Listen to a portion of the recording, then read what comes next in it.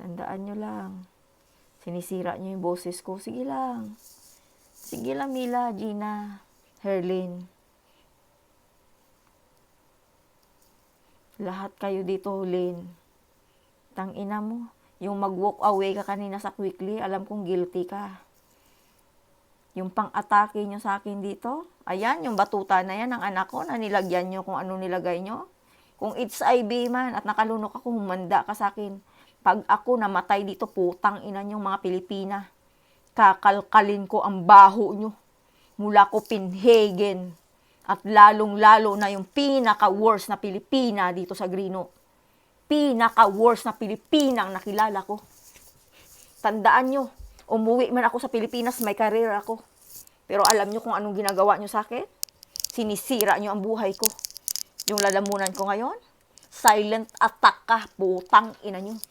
Tandaan nyo, pag ako namatay, putang ina nyo, hindi rin kayo tatahimik, punyeta kayo. Akala nyo siguro nakakatuwa lahat ng ginagawa nyo sa akin ngayon? Yung anak ko, more than 2 months na nawala, alam pala ni Mons ang telephone number, hindi niya binibigay sa akin. Binablock ako sa messenger niya para wala akong kontak. Sige lang. Mga putang ina nyo, mga Pilipina kayo. Lalahatin ko kayo dito sa Grino. Tandaan nyo yan. At yung 50 billion, Gina, na pinag-ano mo dun sa bahay na yon, wala kang pera, Gina, putang ina mo. Yung business mo dito sa Denmark, isang ringguring, tagalinis, memak, damak. At lahat ng mga dinukot nyo sa akin, yung card na dinukot nyo sa akin, tandaan nyo, nawala ang Danske Bank ko na card. Dahil sa'yo, Gina, puta. Tandaan mo yung words yan, putang ina mo. Hanggang ngayon, yung card ko, hindi ko magamit. Deactivate. Kaya sige lang, i-enjoy nyo lang. Yung mga taong nagyayaw-yaw dyan sa social media na yan, na mga Pilipina na sumisigaw sa akin ng ughak-ughak, gusto ko mga kapatid, kasuhan nyo yan. Hilahin nyo, putulan nyo ng liig. Dahil lahat ng ginagawa sa akin kabastusan yan dito, at pag-atake sa akin ng paulit-ulit, yung lalamunan ko ngayon, yeah, masama ang pakiramdam ko. Siguraduhin nyo lang kung ano ang nilalagay nyong punyeta kayo. Mga punyeta kayo sa buhay ko, tandaan nyo yan. Pag may nangyari sa akin hindi maganda, mananagot din kayo.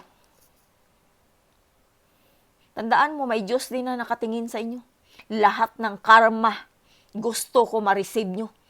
At gusto ko yung Lin na yan, mawala ng trabaho dyan sa Quickly yan.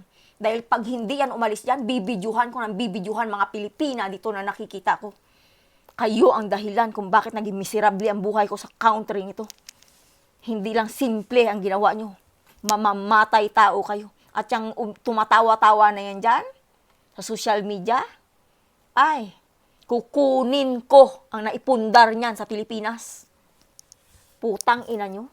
May pa-messenger pa kayo. Mangunguha lang kayo ng pera. Sige lang. Makukuha ko yan lahat. Tandaan nyo yan. At hindi nyo makukuha ang pera ko sa YouTube. Kahit anong yaw-yaw nyo sa akin sa social media. Kahit anong attack nyo sa akin. Yung lalamunan ko ngayon, inatake nyo ako sa lalamunan. Bakit? Dahil alam nyo na kapag kumanta ako, may talent ako. Ito, putang ina nyo. Punong-puno kayo ng toxic. Puno kayo ng kautak-utakang bugok. Sa lahat ng bugok ang utak nyo. Mga ulul.